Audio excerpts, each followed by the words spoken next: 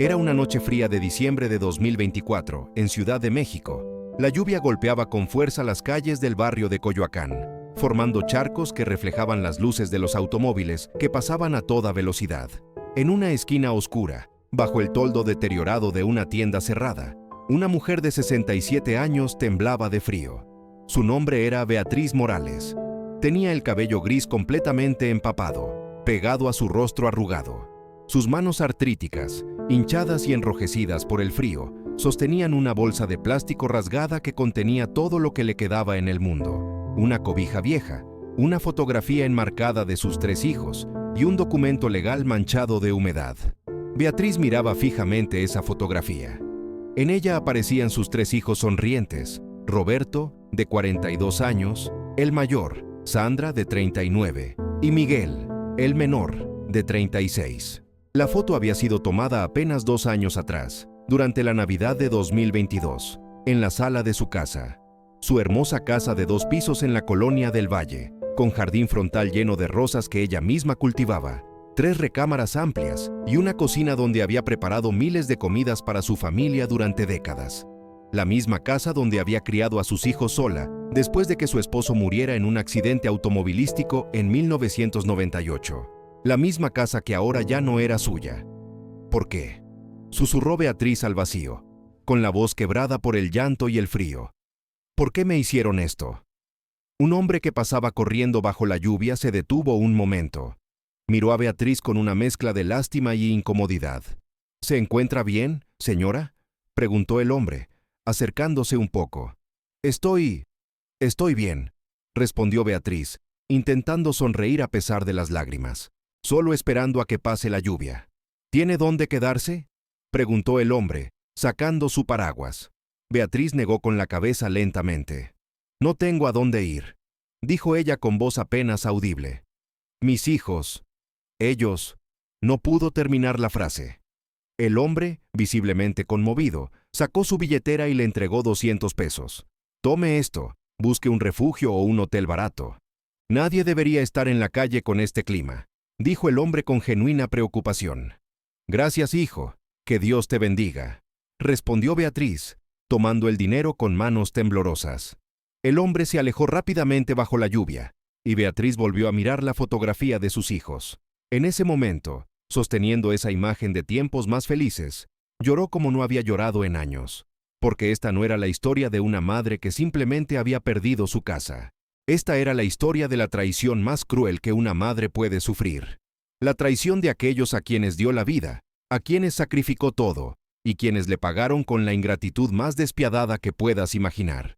Pero para entender cómo Beatriz Morales terminó temblando de frío en las calles de Ciudad de México, debemos retroceder en el tiempo. Debemos volver a donde todo comenzó. Retrocedemos 2 años y medio. Año 2022, mes de mayo. Beatriz Morales estaba en su jardín esa mañana soleada de mayo, podando sus rosas favoritas. Tenía 65 años entonces, pero se veía fuerte y saludable. Su casa de 2 pisos en la colonia del Valle era su orgullo. La había comprado en 1985 con el dinero del seguro de vida de su difunto esposo, Rodrigo, quien había muerto en 1998, dejándola viuda con 3 hijos pequeños: Roberto, de 18 años, Sandra, de 15, y Miguel, de apenas 12. Desde ese momento, Beatriz había trabajado incansablemente. Durante 24 años, trabajó como costurera en una fábrica textil, haciendo turnos dobles y triples para pagar la escuela privada de sus hijos, para comprarles ropa nueva, para darles lo que ella nunca tuvo. Cada peso que ganaba iba directamente a sus hijos. Ella usaba la misma ropa durante años, comía lo mínimo para que ellos pudieran tener carne en la mesa, renunció a cualquier tipo de vida social o personal para dedicarse completamente a sacarlos adelante. Y lo había logrado. Roberto se graduó como ingeniero civil, Sandra como administradora de empresas y Miguel como contador público. Los 3 tenían trabajos estables, buenos salarios. Roberto ganaba casi 40,000 pesos mensuales trabajando para una constructora importante. Sandra ganaba 35,000 en una empresa de marketing. Miguel ganaba 30,000 en un despacho contable. Todos estaban casados, todos tenían hijos, y todos visitaban a Beatriz regularmente, o al menos eso parecía. Esa mañana de mayo de 2022, mientras Beatriz podaba sus rosas, escuchó el timbre de la puerta. Era Roberto, su hijo mayor, acompañado de Sandra y Miguel. Los tres llegaron juntos, lo cual era inusual. Beatriz se sorprendió gratamente. «Mis hijos, qué sorpresa verlos a todos juntos», exclamó Beatriz, limpiándose las manos en el delantal y abrazándolos uno por uno. «Pasen, pasen. Voy a preparar café y unos tamales que hice ayer». «Gracias, mamá», dijo Roberto con una sonrisa que no alcanzaba sus ojos. Los cuatro se sentaron en la mesa del comedor. Beatriz notó algo extraño en el ambiente. Sus hijos intercambiaban miradas, como si estuvieran comunicándose en silencio. Había una tensión palpable. «¿Pasa algo, hijos?», preguntó Beatriz, sirviendo el café. «Los veo raros». Roberto carraspeó y miró a sus hermanos antes de hablar. «Mamá, necesitamos hablar contigo sobre algo importante», dijo Roberto con tono serio. «¿Qué sucede? ¿Están bien? ¿Los nietos están bien?», preguntó Beatriz, preocupada. «Todos están bien, mamá. Pero hemos estado pensando en tu futuro», intervino Sandra, tomando la mano de su madre. «¿Mi futuro?», preguntó Beatriz, confundida. «Sí, mamá.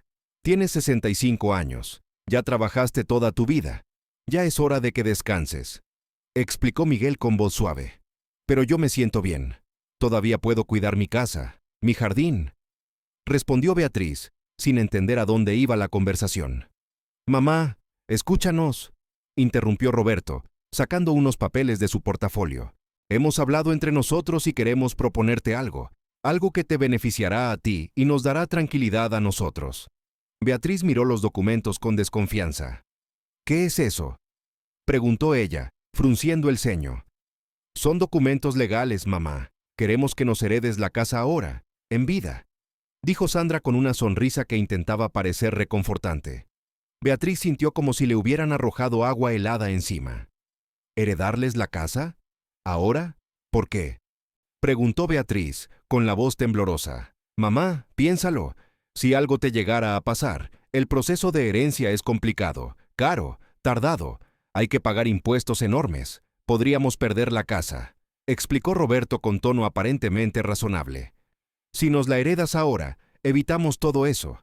Y tú seguirás viviendo aquí. Por supuesto, esta siempre será tu casa. Pero, ¿y si necesito venderla algún día? ¿Y si necesito dinero?», preguntó Beatriz, sintiendo una opresión en el pecho. «Mamá, ¿para qué necesitarías venderla? Nosotros siempre te vamos a cuidar. Siempre», aseguró Miguel, apretando su mano. «Además, esto es por tu bien. Así ya no tienes que preocuparte por el predial, por los servicios, por el mantenimiento. Nosotros nos encargaremos de todo. Y podrás disfrutar tu vejez sin preocupaciones», añadió Sandra con dulzura. «¿No es lo que mereces después de tanto sacrificio?». Beatriz miró a sus tres hijos. Vio sus rostros llenos de aparente preocupación y amor. Estos eran los niños que había criado, los mismos a quienes había dado todo, los mismos por quienes había renunciado a una nueva pareja, a viajes, a cualquier tipo de placer personal. ¿Cómo podía desconfiar de ellos? ¿Están seguros de que esto es lo mejor?, preguntó Beatriz, con lágrimas en los ojos. «Completamente seguros, mamá. Hazlo por nosotros, para que tengamos tranquilidad de que tu patrimonio está protegido», insistió Roberto. Durante las siguientes 2 horas, los tres hermanos presionaron suavemente, pero persistentemente a Beatriz. Le explicaron los beneficios una y otra vez. Le mostraron casos de otras familias que habían perdido propiedades por no planificar a tiempo. Le recordaron cuánto la amaban y cuánto querían protegerla. Finalmente, Beatriz cedió. «Está bien. Si ustedes creen que es lo mejor. Confío en ustedes», dijo Beatriz, secándose las lágrimas. «Son mis hijos. Sé que nunca me harían daño». Los tres hermanos sonrieron. Esa misma tarde, llevaron a Beatriz con un notario que casualmente estaba disponible y ya tenía todos los documentos preparados. En menos de 3 horas, la casa de Beatriz Morales, la propiedad que había sido su refugio y hogar durante 37 años, ya no estaba a su nombre. Ahora era propiedad de Roberto, Sandra y Miguel Morales, en partes iguales. «Gracias, mamá. Has tomado la mejor decisión», dijo Roberto, besando su frente después de salir de la notaría. «Te queremos mucho, mucho», repitió Sandra, abrazándola. «Siempre estaremos para ti», añadió Miguel. Beatriz regresó a su casa esa noche sintiéndose extraña. Algo en su corazón le decía que había cometido un error, pero rápidamente desechó ese pensamiento. Eran sus hijos. La familia era lo más importante, ¿verdad? Durante los siguientes 6 meses, todo pareció normal. Los hijos seguían visitando a Beatriz, aunque tal vez con menos frecuencia que antes. Roberto venía cada 2 semanas en lugar de cada semana. Sandra llamaba en lugar de visitar. Miguel siempre tenía excusas sobre trabajo extra, pero Beatriz pensaba que era normal. Todos estaban ocupados con sus vidas, sus trabajos, sus propias familias. Entonces llegó diciembre de 2022. Y con diciembre, llegó el primer indicio de la pesadilla que estaba por comenzar. Era el 15 de diciembre de 2022. Beatriz estaba decorando su casa para Navidad, colgando las mismas luces que colgaba cada año, poniendo el mismo nacimiento que había puesto durante décadas. Estaba emocionada porque sus hijos y nietos vendrían a cenar en Nochebuena, como siempre. El timbre sonó. Era Roberto, pero su expresión no era amigable. Estaba serio, casi molesto. «Hola, hijo. ¿Qué te trae por aquí?», preguntó Beatriz, notando su expresión. «Necesito hablar contigo, mamá», dijo Roberto, entrando sin esperar invitación. «¿Sucede algo malo?», preguntó ella, cerrando la puerta. Roberto se sentó en el sofá y sacó su teléfono. Le mostró una fotografía de la fachada de la casa.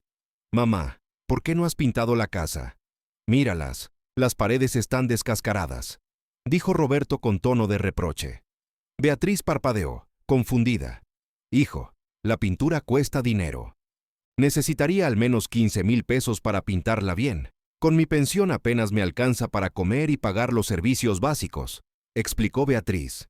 «¿Y por qué no me lo pediste?», preguntó Roberto, claramente molesto. «Pensé que...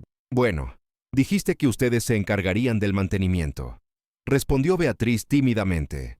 «Mamá, nosotros tenemos nuestros propios gastos. Carla quiere remodelar nuestra cocina. Los niños necesitan clases de inglés. No podemos estar pagando por el mantenimiento de esta casa también», dijo Roberto, guardando su teléfono. «Además, ahora que la casa es nuestra, necesitamos que se vea bien. Es nuestro patrimonio». Beatriz sintió como si le hubieran abofeteado. «Pero hijo, yo vivo con mi pensión de 3,500 pesos al mes. Apenas me alcanza», explicó ella, con voz temblorosa. «Pues busca la manera, mamá, o consigue trabajo. No puedes dejar que la propiedad se deteriore», dijo Roberto, levantándose del sofá. «Por cierto, Sandra y yo hemos decidido que necesitamos que empieces a pagar renta». «¿Renta?», preguntó Beatriz, sintiendo que el mundo se detenía. «Pero, esta es mi casa». «No, mamá, ya no es tu casa, es nuestra casa. Tú vives aquí por nuestra generosidad», dijo Roberto con frialdad. «Hemos consultado y el alquiler promedio de una casa así es de 8,000 pesos mensuales. Pero como eres nuestra madre, te cobraremos solo 3,000. Es justo. ¿3,000? Pero hijo, esa es casi toda mi pensión. ¿Con qué voy a comer?», preguntó Beatriz, con lágrimas corriendo por sus mejillas. «Ese no es mi problema, mamá. Todos tenemos responsabilidades. La casa necesita mantenimiento, necesita pagar servicios. No podemos subsidiar tu vida para siempre», respondió Roberto, caminando hacia la puerta. «Tienes hasta fin de mes para pagar los primeros 3,000. Y empieza a buscar trabajo o reduce tus gastos». Roberto salió de la casa, dejando a Beatriz paralizada en medio de la sala, rodeada de decoraciones navideñas que ahora parecían burlas crueles de tiempos más felices. Esa noche, Beatriz no pudo dormir. Lloró hasta el amanecer, preguntándose cómo había llegado a esto. ¿Cómo podía su hijo, el mismo niño que había mecido en sus brazos, el mismo al que había dado de comer en su boca cuando estaba enfermo, el mismo por quien había trabajado hasta el agotamiento, tratarla así? Pero esto era solo el comienzo. 2 días después, Sandra llegó a la casa con una cinta métrica y un cuaderno. «Hola, mamá», dijo Sandra con tono profesional, casi frío. «Hola, hija. ¿Qué haces con eso?», preguntó Beatriz, mirando la cinta métrica. «Estoy midiendo las habitaciones», respondió Sandra, entrando directamente a la recámara principal, la habitación donde Beatriz había dormido durante 37 años.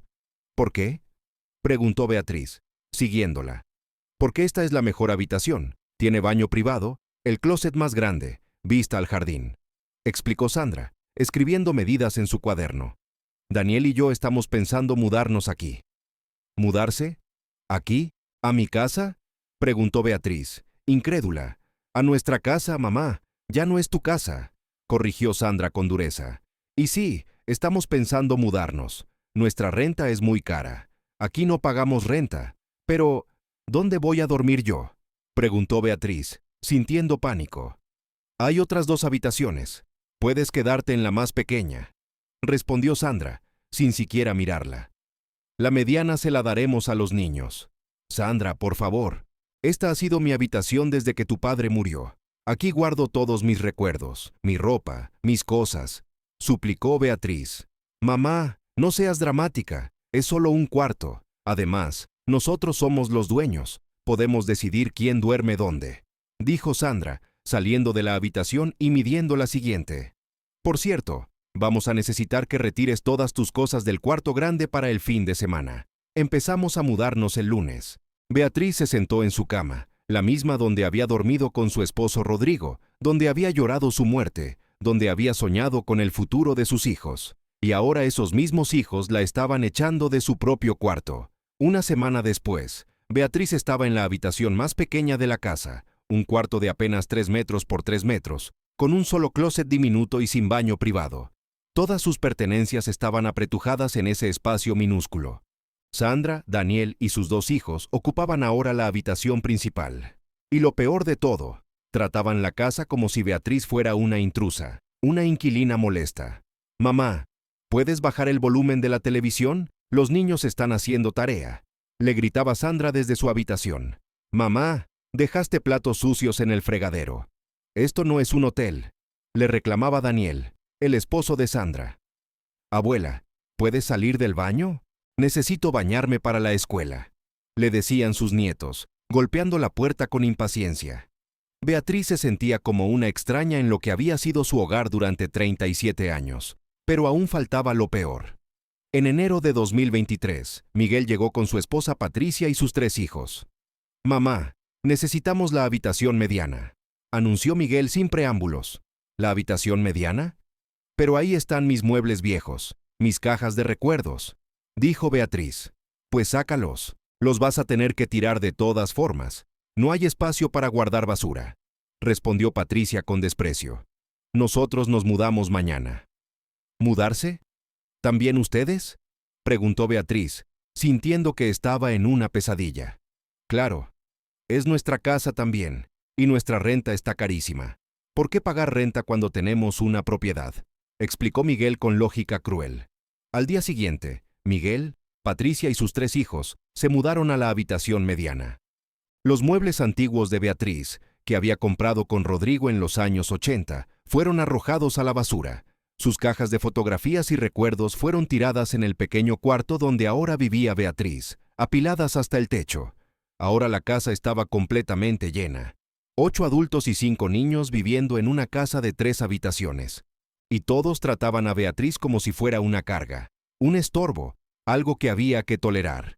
Mamá, tus costos de alimentación están muy altos. Necesitas contribuir más al gasto de la casa, le dijo Roberto en febrero de 2023.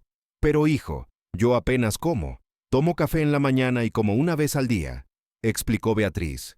Pues tendrás que reducir más. Cada boca cuenta. Y estás usando electricidad, agua, gas, insistió Roberto.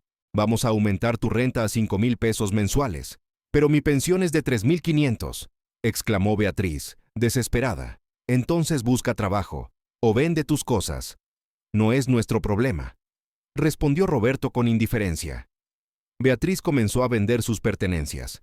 Primero vendió sus joyas, las pocas que tenía, el anillo de compromiso que Rodrigo le había dado, sus aretes de oro, una cadena que había sido de su madre. Luego vendió su televisión vieja, su reproductor de DVD, su radio antiguo. Vendió su ropa buena, sus zapatos nuevos, todo lo que tenía de valor. Con ese dinero pagaba la renta que sus propios hijos le exigían por vivir en la casa que ella misma había comprado con el sudor de su frente. Pero el dinero se acababa rápido, y sus hijos seguían exigiendo más. Mamá, el jardín está horrible, córtalo, le ordenaba Sandra. Mamá, la sala está sucia, límpiala, le exigía Patricia. Abuela, no dejes tus cosas en el comedor. Esto no es tu casa, le decían sus nietos, repitiendo las palabras crueles que escuchaban de sus padres. Beatriz, a sus 66 años, se había convertido en la sirvienta de su propia familia. Limpiaba toda la casa, lavaba la ropa de todos, cocinaba para todos. Y aún así, solo recibía quejas y reclamos.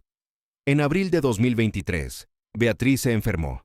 Una gripe fuerte que la dejó en cama durante una semana.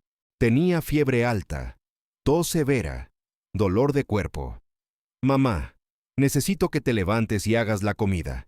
Los niños tienen hambre, le dijo Sandra, entrando a su diminuto cuarto sin tocar la puerta. Hija, me siento muy mal. Creo que necesito ir al doctor, dijo Beatriz con voz débil. ¿Al doctor? Eso cuesta dinero. Tómate un té y ya. No seas exagerada, respondió Sandra, saliendo del cuarto.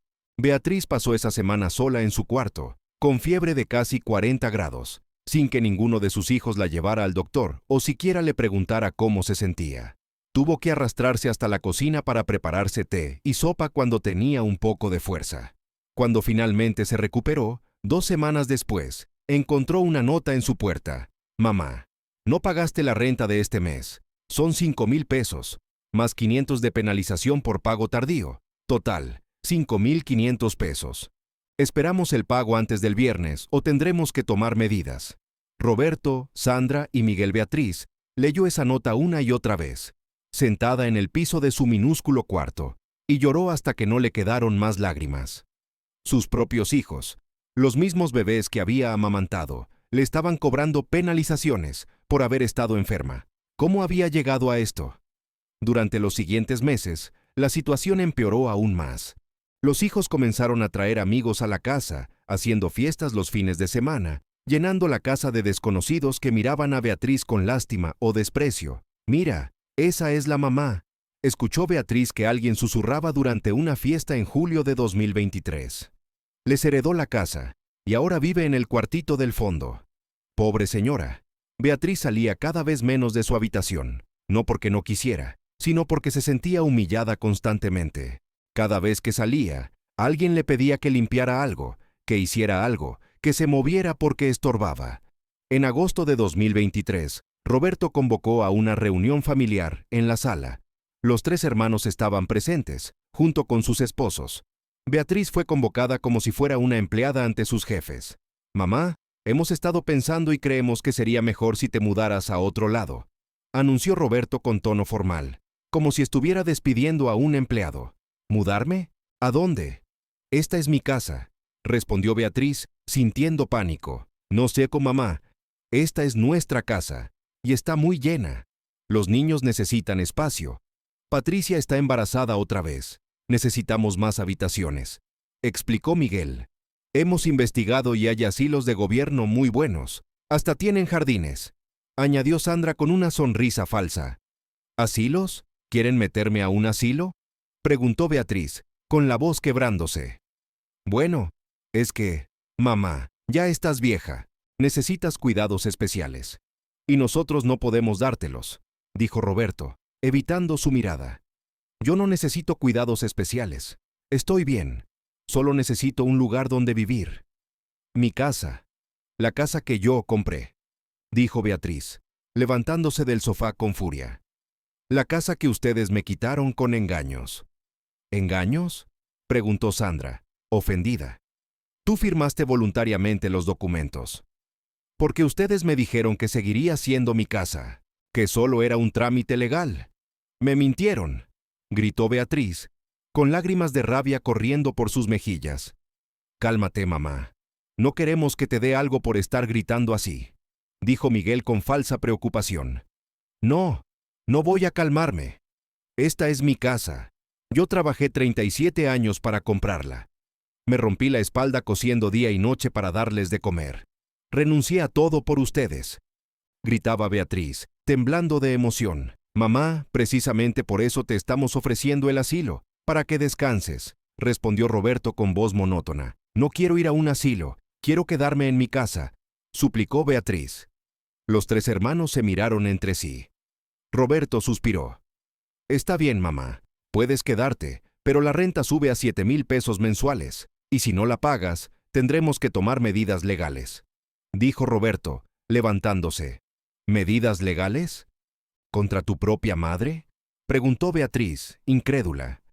Los negocios son negocios, mamá, incluso entre familia, respondió Roberto con frialdad, saliendo de la sala seguido de sus hermanos. Beatriz se quedó sola en la sala, rodeada del silencio de la casa que ya no era suya, preguntándose cómo había criado a esos monstruos. ¿En qué momento sus dulces niños se habían convertido en estas criaturas sin corazón? Si esta historia te está desgarrando el corazón, si quieres ver justicia, dale like y suscríbete. Esta historia no termina aquí.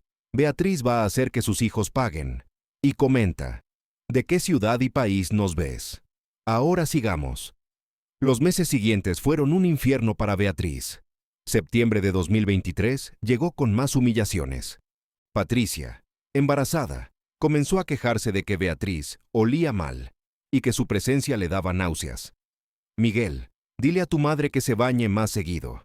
Los cambios hormonales me hacen muy sensible a los olores, le decía Patricia en voz alta, sabiendo que Beatriz podía escuchar. Daniel, el esposo de Sandra, empezó a traer a sus amigos borrachos los viernes por la noche. Ponían música a todo volumen hasta las 3 de la mañana. Una noche, uno de esos amigos borrachos confundió la habitación de Beatriz con el baño y vomitó en el piso de su cuarto. ¿Puedes limpiar eso?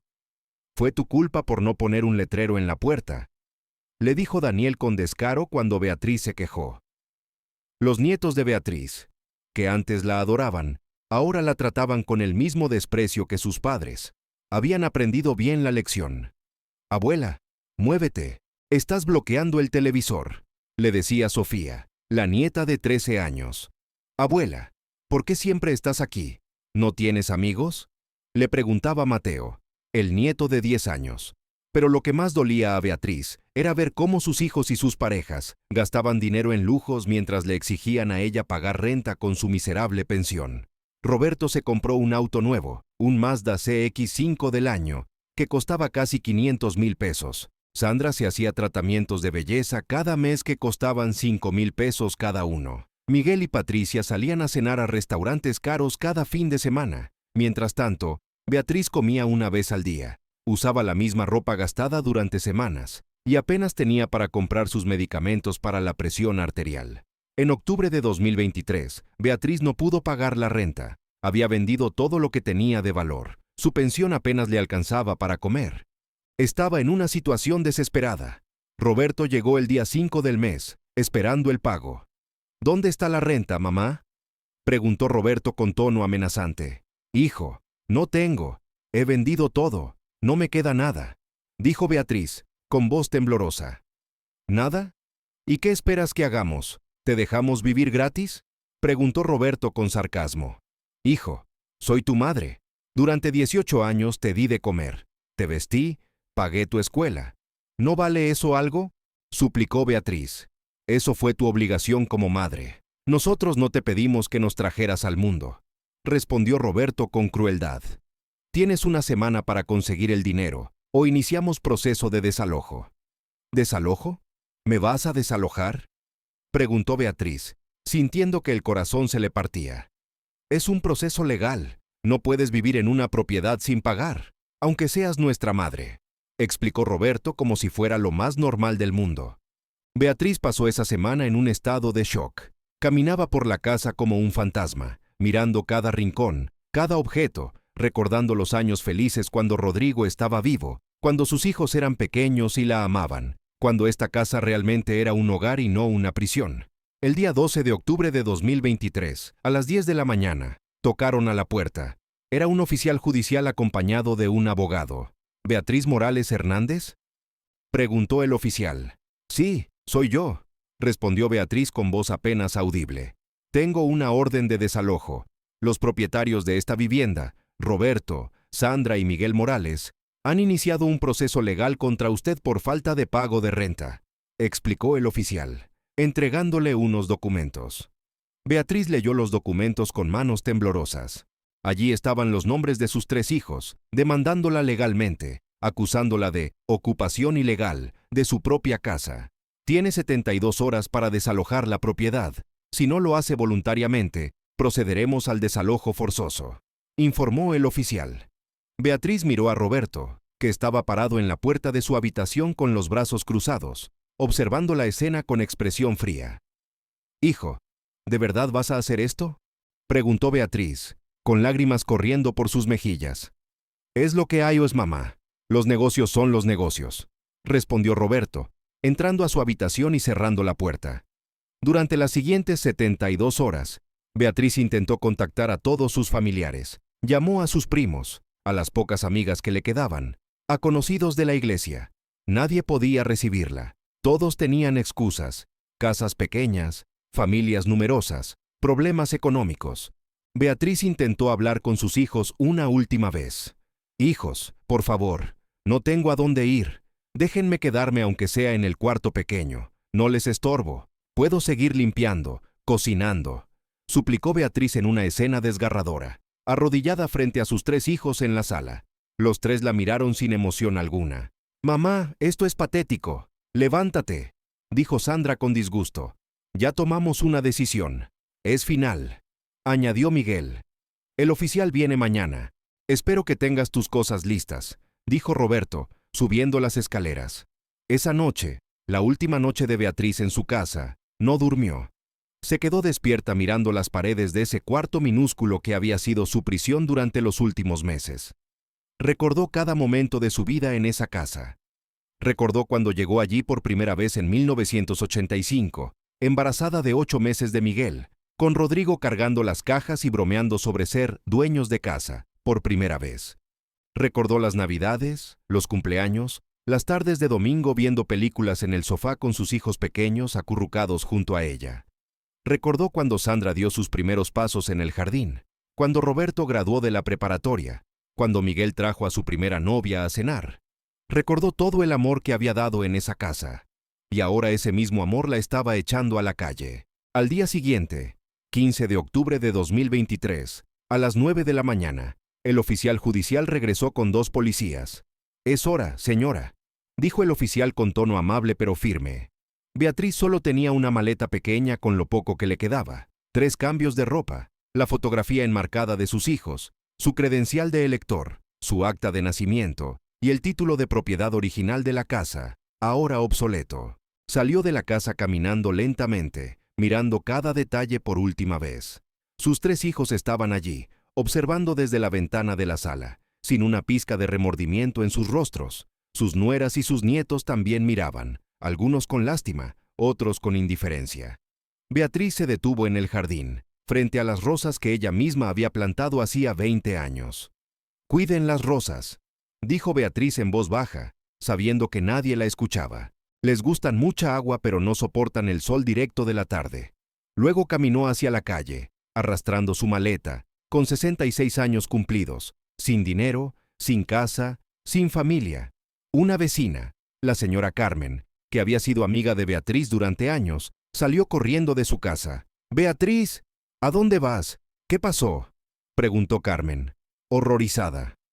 «Me quedé sin casa». «¿Carmen?», respondió Beatriz con voz monótona, como si estuviera en shock. «Mis hijos, mis propios hijos me echaron». «¿Qué? Pero esta es tu casa», exclamó Carmen, incrédula. «Ya no.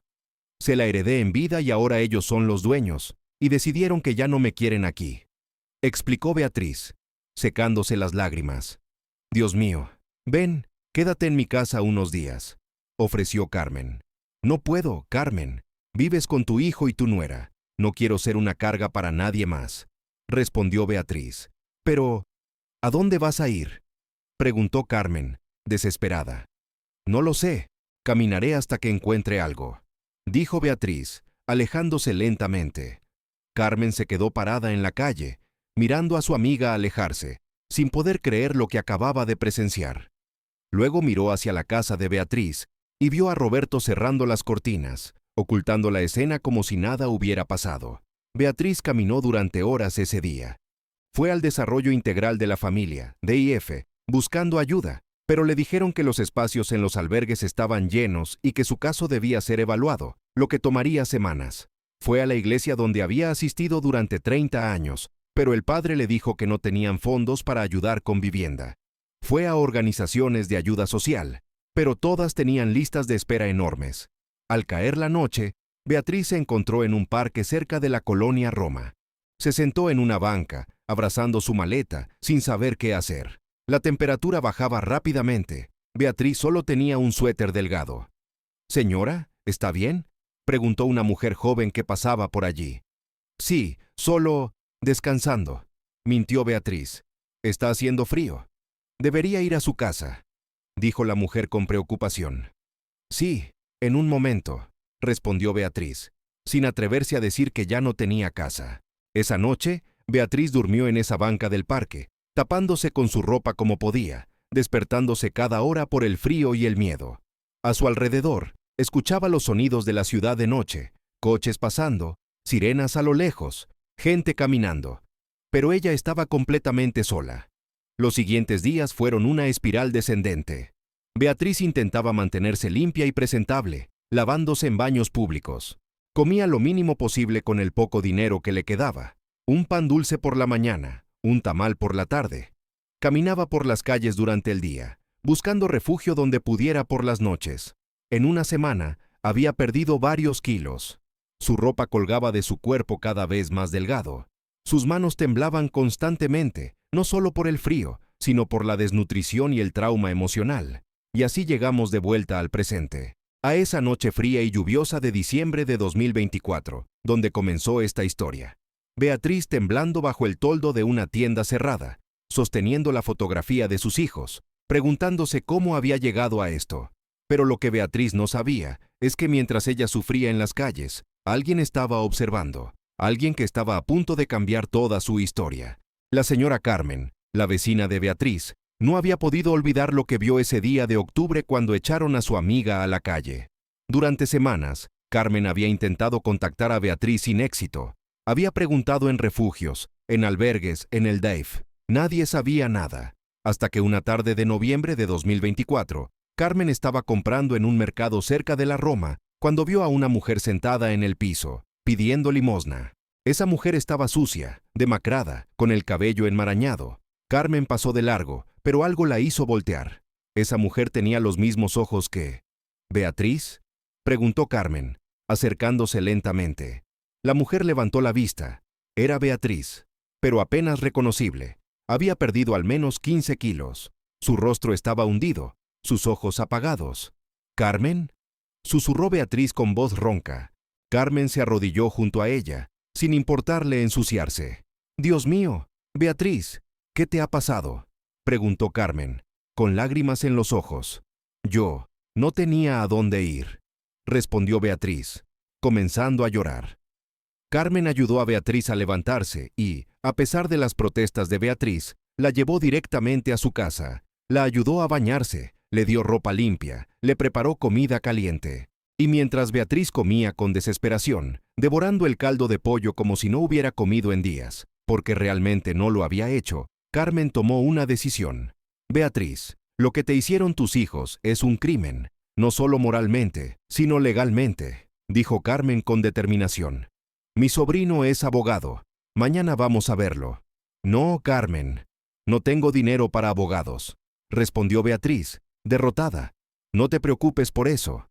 Él te va a atender gratis cuando sepa tu historia. Y si no lo hace, yo le pago», insistió Carmen. «Lo que te hicieron no puede quedarse así».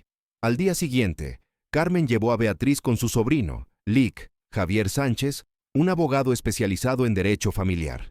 Cuando Javier escuchó la historia completa de Beatriz, su rostro pasó de la sorpresa a la indignación. «Señora Beatriz, lo que le hicieron sus hijos es un fraude, coacción y abuso de adulto mayor», explicó Javier, tomando notas furiosamente. «Y tenemos bases legales muy sólidas para demandar». «Pero yo firmé los documentos. Lo hice voluntariamente», dijo Beatriz con voz débil. «¿Voluntariamente?», preguntó Javier, levantando una ceja. «¿Le explicaron que perdería todos sus derechos sobre la propiedad? ¿Le dijeron que podrían cobrarle renta o desalojarla? ¿Le dieron tiempo razonable para pensar o para consultar con un abogado independiente?».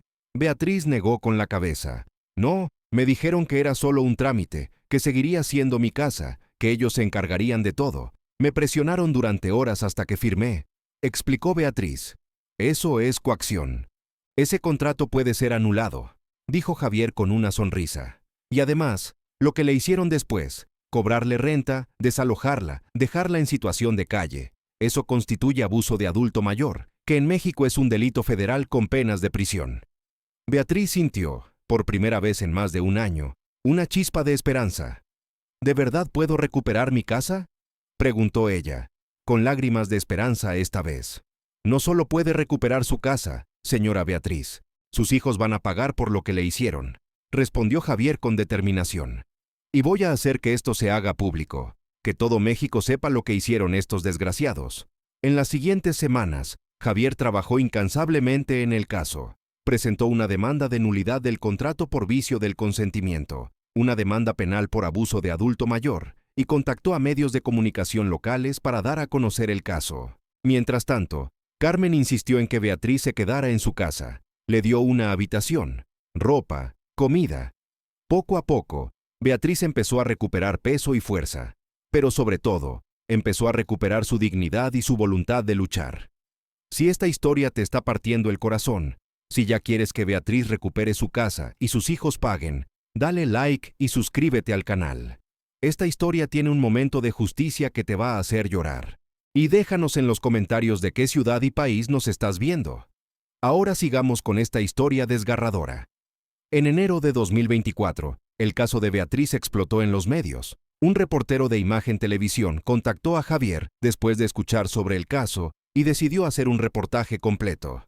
El reportero, llamado Esteban Durán, fue a entrevistar a Beatriz. Las cámaras capturaron su rostro todavía demacrado, sus manos temblorosas, las lágrimas corriendo por sus mejillas mientras contaba su historia. Yo solo quería que mis hijos estuvieran bien. Les di todo, decía Beatriz frente a las cámaras, con voz quebrada. Trabajé desde que tenían 5 años hasta que se graduaron de la universidad. Nunca me compré nada para mí, todo era para ellos, y así me pagaron. El reportaje se tituló La madre que lo dio todo y terminó en la calle. Hijos heredan casa y desalojan a su propia madre. Salió al aire el 15 de enero de 2024, en el noticiario nocturno, y causó un impacto masivo. El video se viralizó en redes sociales. En 24 horas ya tenía más de 5 millones de reproducciones. Los comentarios estaban llenos de indignación. ¿Cómo pueden existir hijos tan desgraciados? Esos no son hijos, son monstruos. Deberían pudrírseles todo lo que comieron del dinero de su madre. Ojalá los metan a la cárcel. Espero que cuando sean viejos, sus hijos los traten igual. La historia llegó a Twitter, Facebook, TikTok, Instagram. Las fotos de Roberto, Sandra y Miguel fueron encontradas en sus redes sociales y compartidas masivamente. La gente empezó a identificarlos, a señalarlos en las calles. Roberto fue el primero en sentir las consecuencias. Un día, llegando a su trabajo en la constructora, encontró a sus compañeros mirándolo con desprecio. ¿Eres tú el que echó a tu mamá a la calle?, le preguntó un compañero con tono acusatorio. Eso es un asunto privado, no es de tu incumbencia, respondió Roberto, tratando de sonar firme. ¿Privado? Está en todas las noticias, desgraciado, respondió otro compañero con asco. ¿Cómo puedes vivir contigo mismo? Una hora después, el gerente de recursos humanos llamó a Roberto a su oficina. Roberto, debido a la situación mediática que estás enfrentando, la empresa ha decidido suspenderte sin goce de sueldo mientras se investiga si tu conducta va en contra de nuestro código de ética, explicó el gerente con tono profesional pero frío. ¿Qué? Pero esto no tiene nada que ver con mi trabajo, protestó Roberto. Nuestra empresa valora la integridad familiar y el respeto a los adultos mayores. Lo que hiciste contradice nuestros valores corporativos, respondió el gerente. Por favor, retírate de inmediato. Roberto salió de la oficina humillado, bajo las miradas de desprecio de todos sus compañeros. En el estacionamiento, encontró su auto rayado. Alguien había escrito con pintura en aerosol: «Abandona madres». Sandra también enfrentó consecuencias. Su empresa de marketing la llamó 2 días después del reportaje. «Sandra, hemos recibido cientos de correos de clientes diciendo que no quieren trabajar con alguien que abandonó a su madre», le dijo su jefa por teléfono. «Lo siento, pero tenemos que dejarte ir». ¿Me están despidiendo por mi vida personal?, preguntó Sandra, indignada. Te estamos despidiendo porque tu imagen está afectando la reputación de la empresa. Varios clientes han amenazado con cancelar contratos si sigues trabajando aquí, explicó su jefa. Es una decisión de negocio. Miguel tampoco se salvó. El despacho contable donde trabajaba recibió amenazas en redes sociales, gente diciendo que boicotearían sus servicios, que denunciarían cualquier irregularidad, que harían todo lo posible para hundirlo si no despedían a Miguel. El dueño del despacho lo citó 3 días después del reportaje. Miguel, esto es muy difícil para mí porque has sido un buen empleado, pero no puedo tener en mi despacho a alguien que está en el centro de un escándalo nacional de abandono de adulto mayor, dijo el dueño con pesar. Tu último día es hoy. No pueden despedirme por algo que no tiene que ver con mi trabajo, protestó Miguel débilmente. Puedo y lo estoy haciendo. La confianza es fundamental en este negocio, y nadie confía en alguien que abandonó a su propia madre, respondió el dueño con firmeza. En cuestión de una semana, los 3 hermanos habían perdido sus trabajos, pero las consecuencias apenas comenzaban. El 25 de enero de 2024, Javier Sánchez, el abogado de Beatriz, presentó formalmente todas las demandas. La demanda civil por nulidad del contrato fue admitida de inmediato. El juez, al revisar el caso y ver el reportaje de televisión, programó una audiencia urgente para el 5 de febrero. La demanda penal por abuso de adulto mayor también fue admitida.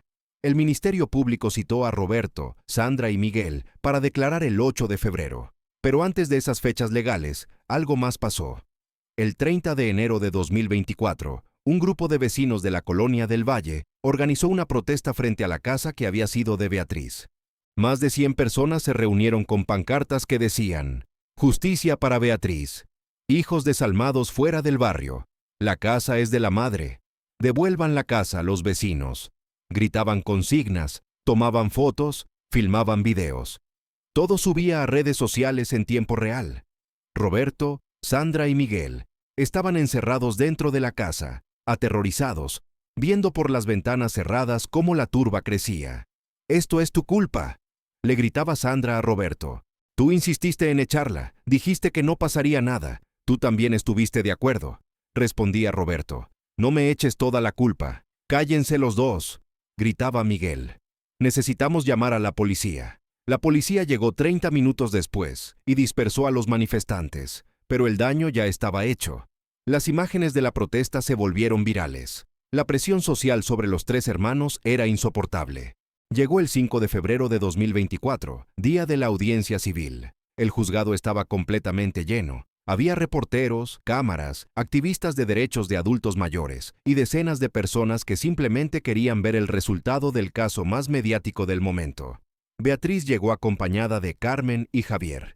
Estaba vestida con ropa sencilla pero limpia y digna, aunque todavía se veía demacrada. Había recuperado algo de peso y, sobre todo, tenía una expresión de determinación en el rostro. Roberto, Sandra y Miguel llegaron con sus propios abogados, 3 diferentes porque ni siquiera podían ponerse de acuerdo en contratar uno solo. Los 3 hermanos evitaban las miradas, caminando con la cabeza baja entre los flashes de las cámaras y los insultos de la gente que estaba afuera. El juez, Lish, Héctor Maldonado, de 60 años, entró a la sala con expresión seria. Procederemos con la audiencia en el caso de Beatriz Morales Hernández contra Roberto, Sandra y Miguel Morales Hernández por nulidad de donación por vicio del consentimiento y coacción, anunció el juez. Javier Sánchez presentó su caso con precisión y pasión. Mostró el contrato de donación y señaló todas las irregularidades, la velocidad con que se hizo, la falta de asesoría legal independiente para Beatriz, la edad avanzada de su cliente y, sobre todo, los testimonios de testigos que confirmaban que a Beatriz le dijeron que seguiría siendo su casa. Su señoría, mi clienta fue víctima de un engaño cruel perpetrado por las mismas personas que deberían protegerla, sus propios hijos, declaró Javier con voz firme. Le hicieron creer que era un simple trámite administrativo cuando en realidad le estaban arrebatando su patrimonio, su hogar, su dignidad. Luego, Javier presentó evidencia del abuso posterior, los recibos de renta que Beatriz había pagado, las notificaciones de desalojo, fotografías de Beatriz viviendo en la calle tomadas por la vecina Carmen. Cada documento proyectado en la pantalla de la sala causaba murmullos de indignación entre los presentes. El abogado de Roberto intentó argumentar que Beatriz había firmado voluntariamente y que era una adulta capaz de tomar sus propias decisiones. Su señoría, la señora Beatriz es una mujer adulta, con plenas facultades mentales. Ella decidió donar su propiedad a sus hijos. No hay ningún crimen en eso, argumentó el abogado defensivamente. ¿Ningún crimen?, intervino el juez Maldonado, claramente molesto. ¿Me está diciendo que no es un crimen convencer a una madre de 65 años de que done su única propiedad bajo promesas falsas, cobrarle renta exorbitante que no puede pagar y luego desalojarla para dejarla viviendo en la calle? Bueno, su señoría, legalmente, balbuceó el abogado. Legalmente, esto es un fraude y moralmente es una abominación, sentenció el juez con dureza. Beatriz fue llamada a declarar. Se levantó con las piernas temblorosas y caminó hacia el estrado. El juez la miró con compasión. Señora Beatriz, por favor cuéntenos con sus propias palabras qué sucedió, pidió el juez con tono amable. Beatriz comenzó a hablar. Con voz quebrada pero clara, contó toda la historia. Cómo había trabajado 37 años para comprar esa casa. Cómo se había sacrificado toda su vida por sus hijos. Cómo ellos la convencieron de firmar los documentos prometiendo que nada cambiaría. Cómo apenas semanas después comenzaron a cobrarle renta. Cómo terminó en la calle. Yo solo quería que mis hijos estuvieran bien, dijo Beatriz, llorando. Nunca imaginé que me harían esto. Son mi sangre, son las personas que llevé en mi vientre, que amamanté, que cuidé cuando estaban enfermos. ¿Cómo pudieron? No había un ojo seco en la sala. Incluso los abogados defensores parecían incómodos. Luego fue el turno de Roberto de declarar. Se levantó intentando parecer seguro, pero era obvio que estaba nervioso. Señor Morales, ¿por qué decidieron cobrarle renta a su madre?, preguntó Javier durante el contrainterrogatorio. La casa tiene gastos. Alguien tiene que pagarlos, respondió Roberto, evitando mirar a Beatriz. La casa es una propiedad que su madre compró con su trabajo. ¿No considera que ella tiene derecho a vivir allí sin pagar?, insistió Javier. Las propiedades no son gratis. Hay que mantenerlas, respondió Roberto débilmente. ¿Y por qué decidieron desalojarla cuando no pudo pagar?, preguntó Javier, levantando la voz. Era la consecuencia lógica. No se puede vivir en una propiedad sin pagar, respondió Roberto con menos convicción. ¿Incluso si esa propiedad fue suya durante 37 años? ¿Incluso si quien vive allí es su madre de 66 años, sin ningún otro lugar donde ir?, presionó Javier. Roberto no respondió. Miró al piso. Responda, señor Morales, ordenó el juez. Pensamos que era lo correcto, murmuró Roberto. ¿Lo correcto?, repitió el juez con incredulidad. ¿Dejar a su madre en la calle es lo correcto? Nosotros teníamos nuestros gastos, nuestras familias, intentó explicar Roberto. Su madre trabajó 37 años para darle una educación universitaria. Le pagó escuela privada, comida, ropa, todo. ¿Y usted no pudo permitirle vivir en la casa que ella misma compró?, preguntó el juez con indignación evidente. Roberto no pudo responder. Se quedó callado, mirando al piso, derrotado. Sandra y Miguel también fueron interrogados. Sus testimonios fueron igualmente patéticos. Intentaron justificar sus acciones con excusas sobre necesidades económicas y decisiones de negocios, pero cada palabra que pronunciaban los hundía más. Después de 3 horas de audiencia, el juez Maldonado anunció su decisión. He revisado toda la evidencia presentada y escuchado todos los testimonios. Mi decisión es la siguiente. Declaro nulo el contrato de donación de la propiedad ubicada en la Colonia del Valle. Se ordena la reversión inmediata de la escritura a nombre de la señora Beatriz Morales Hernández, declaró el juez con voz firme y clara. Los señores Roberto, Sandra y Miguel Morales tienen 72 horas para desalojar la propiedad y devolverla a su legítima dueña. La sala explotó en aplausos. Beatriz se cubrió el rostro con las manos y lloró. Carmen la abrazó fuertemente. Javier sonrió con satisfacción. Silencio. No he terminado, ordenó el juez, y la sala se calló inmediatamente. Además, los demandados deberán pagar a la señora Beatriz una compensación por daño moral de 300,000 pesos, más el reembolso de toda la enrenta que la obligaron a pagar, que asciende a 65,000 pesos. Total, 365,000 pesos a pagar en un plazo no mayor de 30 días. Roberto, Sandra y Miguel estaban pálidos. Sus abogados intentaron protestar, pero el juez no les dio oportunidad. Y déjenme decirles algo, continuó el juez, mirando directamente a los tres hermanos. Lo que ustedes hicieron es una de las cosas más despreciables que he visto en mis 30 años como juez. Ustedes no merecen ser llamados hijos. Han traicionado a la persona que les dio la vida y todo lo que tienen. Espero que esto les enseñe una lección, aunque sinceramente dudo que tengan la capacidad moral para aprenderla. El juez dio un golpe con su mazo. Se levanta la sesión. 3 días después, el 8 de febrero de 2024, llegó la hora del proceso penal. Roberto, Sandra y Miguel fueron citados al Ministerio Público para enfrentar los cargos de abuso de adulto mayor. El fiscal especializado en delitos contra adultos mayores, LIC, Fernando Castillo, no tuvo piedad con ellos. Señores, están acusados de abuso patrimonial y emocional de adulto mayor, delitos contemplados en el artículo 200 del Código Penal Federal, con penas de 4 a 8 años de prisión. Explicó el fiscal. ¿Se declaran culpables o no culpables? Los tres, asesorados por sus abogados, se declararon no culpables. El proceso judicial duró 3 meses. Durante ese tiempo, se presentaron más evidencias, más testimonios. La vecina Carmen declaró sobre lo que había presenciado. El oficial judicial que ejecutó el desalojo declaró sobre el estado emocional de Beatriz ese día.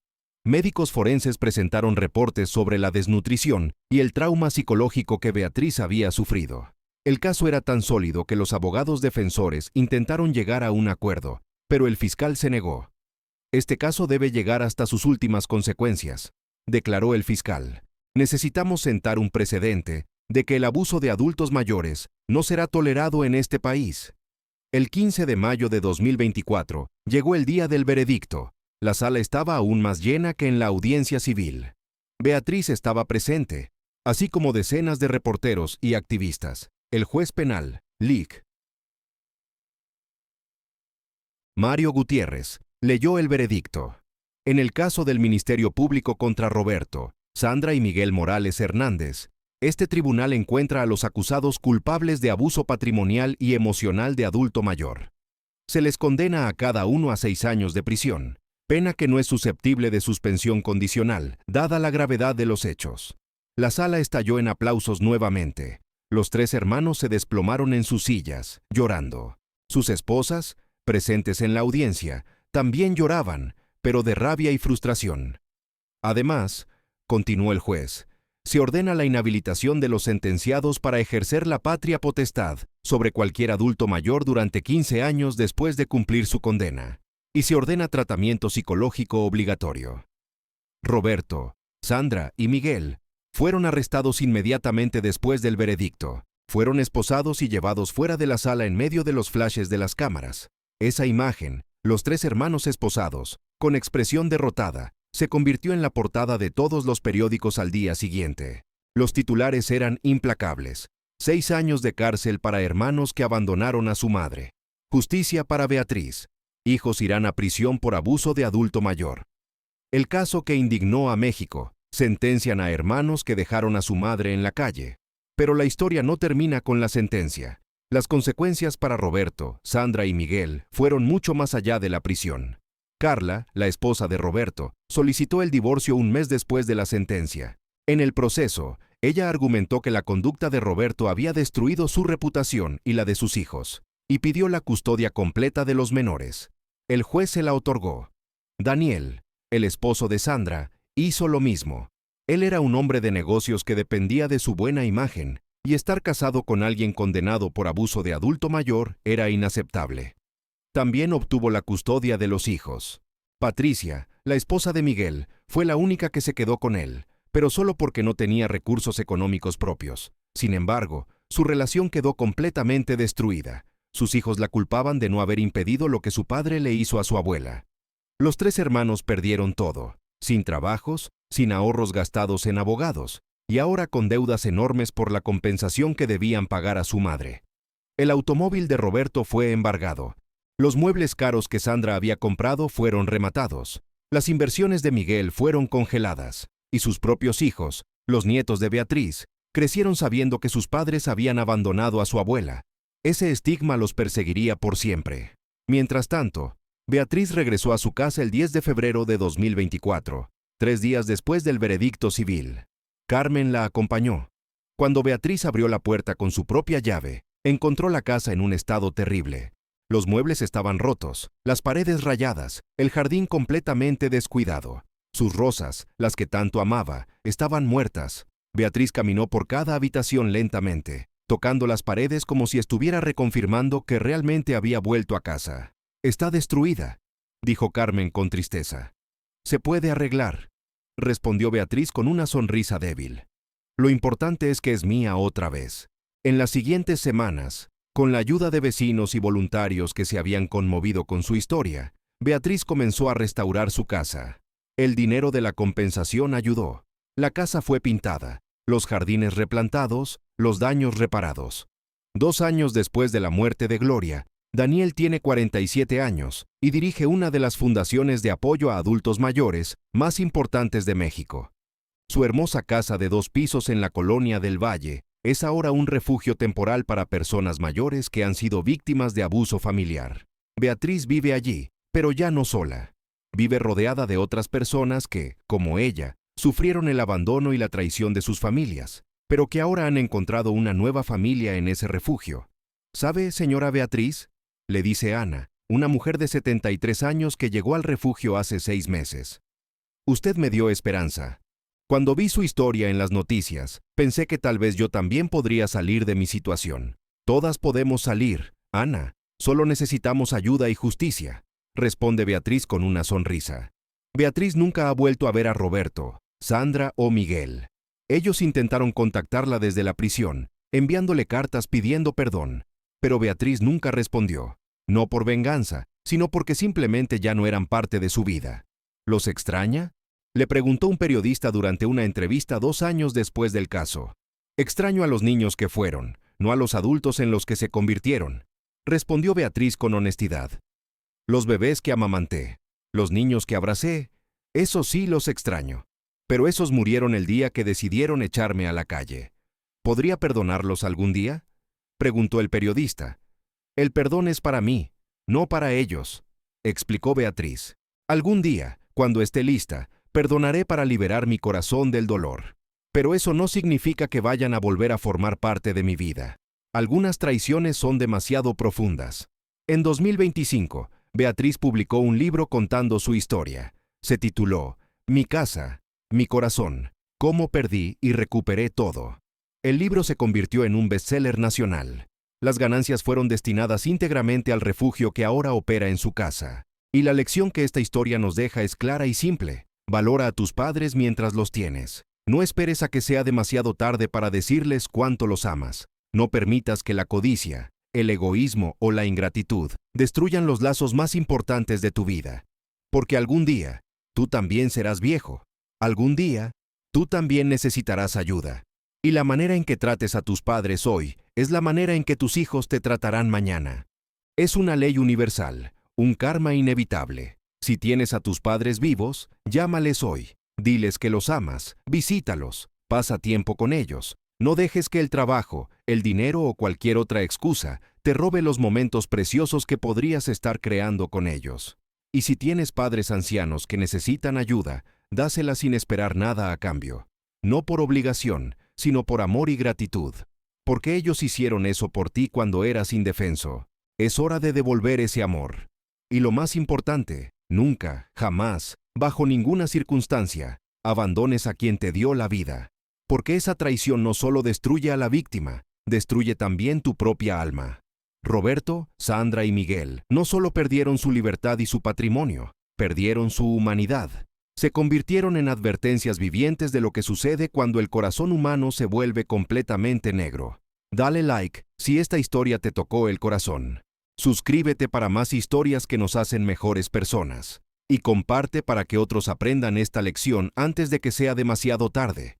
Y lo más importante, llama a tu madre hoy. Visita a tu padre. Abraza a tus abuelos si todavía los tienes. Porque un día será demasiado tarde.